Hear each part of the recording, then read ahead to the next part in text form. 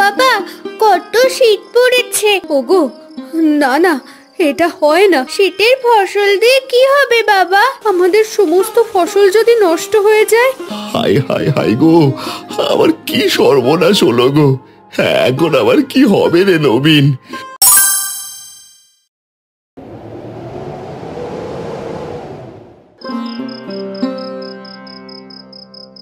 বাবা, ও বাবা, কত শীত পড়েছে।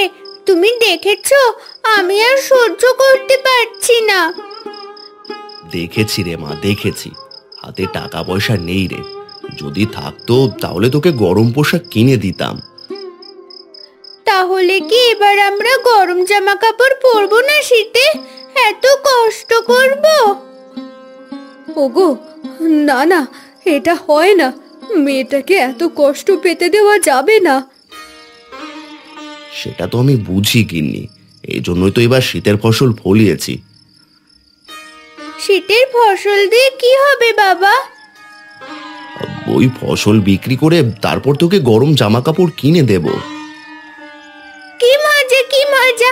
এবার আমারও নতুন জামা কাপড় হবে।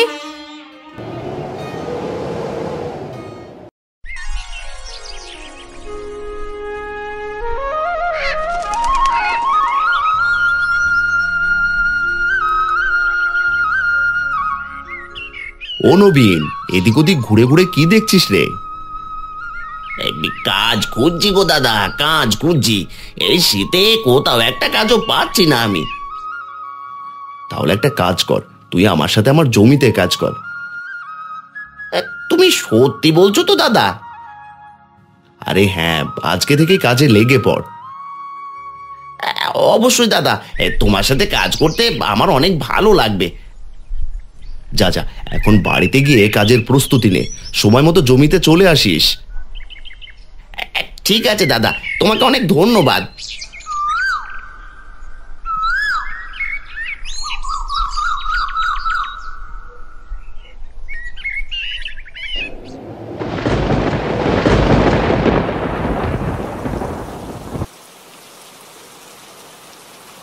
ও বাবা, এখন তো এই শীতের মধ্যে বৃষ্টি শুরু হয়ে গেল। এখন তো আমি কোনোভাবেই সহ্য করতে পারছি না। সাবিত্রী, ওকে একটু কিছু দিয়ে ঢেকে দাও গো, মেয়েটার বড্ড কষ্ট হচ্ছে। ওগো, এই বৃষ্টিতে আমাদের সমস্ত ফসল যদি নষ্ট হয়ে যায়। আমি তো সেটার চিন্তায় করছি গিন্নি। বাবা, বাবা, দেখো গায়ে জল পড়ছে। বাবা, আমার বড্ড শীত লাগছে। আমি বুঝতে পারছি রে মা, কিন্তু আমি কি করব এখন?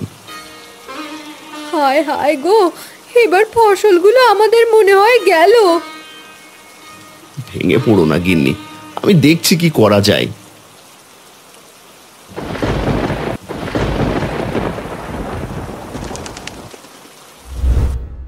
হায় হায় হায় গো, আমার কি সর্বনাশ হলো গো। হ্যাঁ, এখন আবার কি হবে রে নবীন? সংসারটা নিয়ে বুঝি এবার আমাকে পথে বসতেই হবে। কেঁদো না দাদা, কেঁদো না। কোনো একটা উপায় ঠিকই আমরা বের করে নেব। চলো চলো দাদা, বাড়িতে ফিরি, চলো।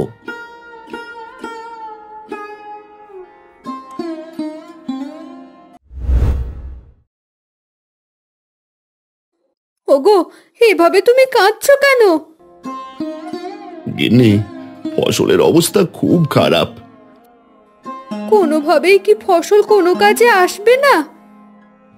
না গিন্নি, এখন আমি কি করব বলো দেখি। ও বাবা, থাক না, তুমি এত কান্নাকাটি করো না।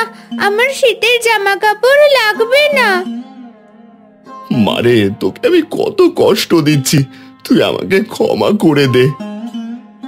থাক, তুমি চিন্তা করো না, তুমি আবার ফসল ফলানোর চেষ্টা করো। কিন্তু আমার হাতে তো টাকা পয়সা নেই। তুমি গিয়ে কানাই বাবুর থেকে কিছু টাকা ধার নিয়ে এসো।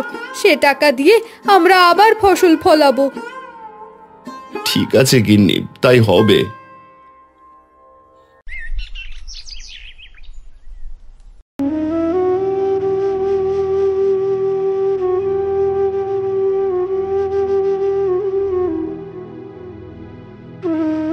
কে গোপাল, আমার শরণাপন্ন হলে যে কি দরকার? বাবু, ফসল তো সব নষ্ট হয়েই গেছে, তাই আমি চাইছি নতুন করে ফসল ফলাতে। যদি দয়া করে আমাকে কিছু টাকা ধার দিতেন। টাকা আমি দিতে পারবো, তবে একটা শর্ত আছে। যদি সময় মতো আমার টাকা ফেরত দিতে না পারো, তাহলে আমি তোমার ভিটে মাটি সব কেড়ে নেব। এ কি বলছেন বাবু আপনি? আমি সত্যি কথাই বলছি। যদি এবার টাকা নেওয়ার হয় তাহলে নিতে পারো। ঠিক আছে বাবু, তাহলে আমাকে টাকা দিয়ে দিন। এছাড়া তো আমার কোনো উপায়ও নেই।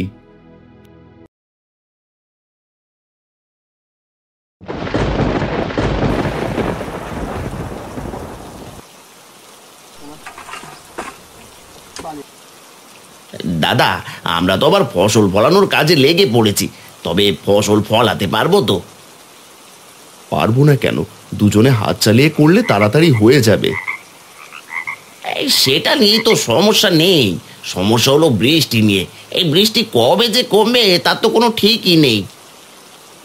কি জানি, শীতের বৃষ্টি তো অতটা সময় নিয়ে হবে না রে। আর দু একদিন বৃষ্টি হয়ে শেষ হয়ে যাবে হয়তো। দাদা গো, বলতে না বলতেই জোরে বৃষ্টি শুরু হয়ে গেল যে। এই শীতের বৃষ্টিতে ভেজা একদম উচিত হবে না। তাহলে আর কি করবো দাদা, কাজ এখানেই বন্ধ করে দেব? বন্ধ না করে কোনো উপায় আছে রে?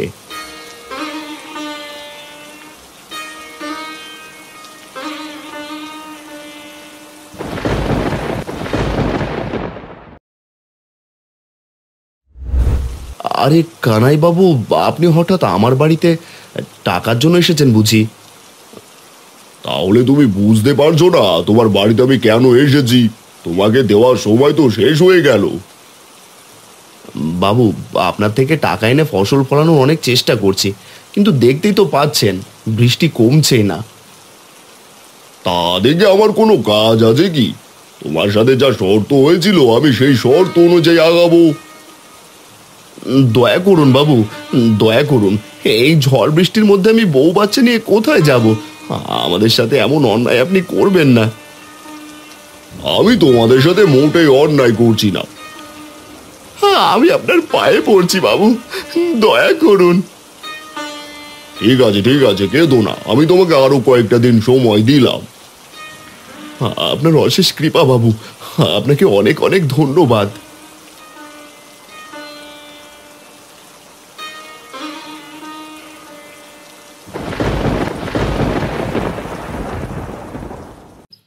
ও গোপাল দাদা, মন খারাপ করে থেকো না গো।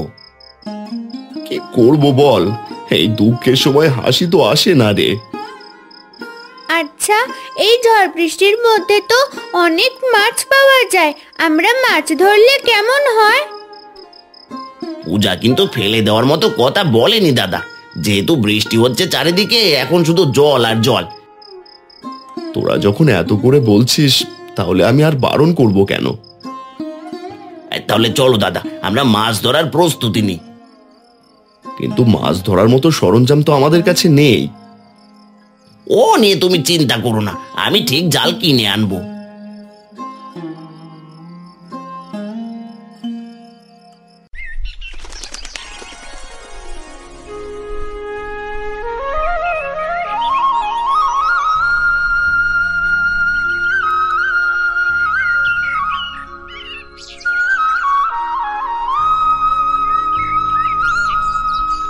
নবীন, তুমি আবার আমার বাড়িতে কেন? এই একটা কথা বলতে এসেছি। আজ অব্দি আপনার থেকে আমি কোনোদিন টাকা ধার নিইনি। নিয়েছি বলুন? না, কখনো তো নাওনি। এমন কিছু মনে পড়ছেও না আমার। আজকে আমি প্রথমবারের মতো আপনার থেকে টাকা ধার চাইছি, না করবেন না বাবু? না না, আমি আর কাউকে টাকা ধার দিতে পারবো না। আগেই বলেছি না করবেন না বাবু। ঠিক আছে, এত করে যখন বলছো। আগে বাবু।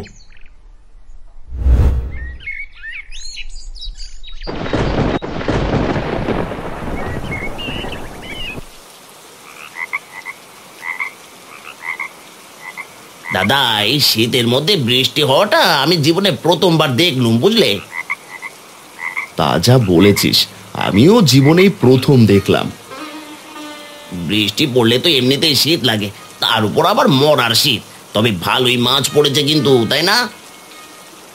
হ্যাঁ রে, অল্প জলে যত মাছ ছিল তারা এখন বেশি জল পেয়ে উপরে উঠে এসেছে।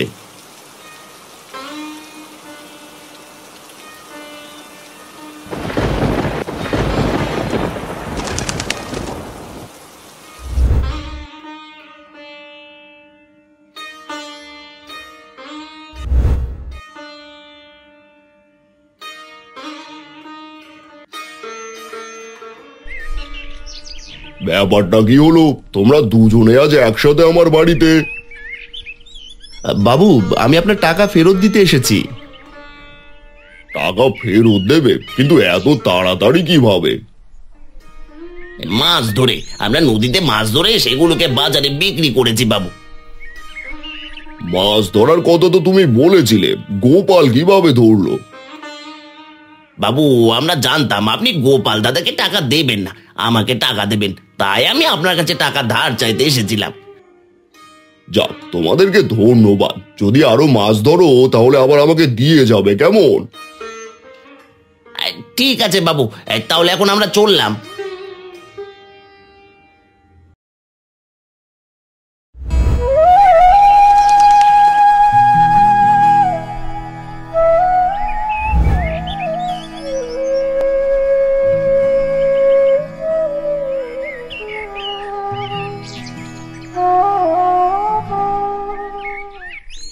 পূজামা, আমার পূজামা কোথায়? এসো এসো, দেখো তোমার জন্য আমি কি নিয়ে এসেছি।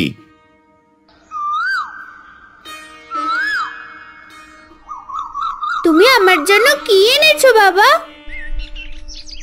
এই যে দেখো, আমি তোমার জন্য গরম জামা কাপড় নিয়ে এসেছি, তোমাকে আর কষ্ট করতে হবে না। কিন্তু আমি যে বললাম আমার গরম জামা কাপড়ের প্রয়োজন নেই, তোমার যে বড্ড কষ্ট হয়।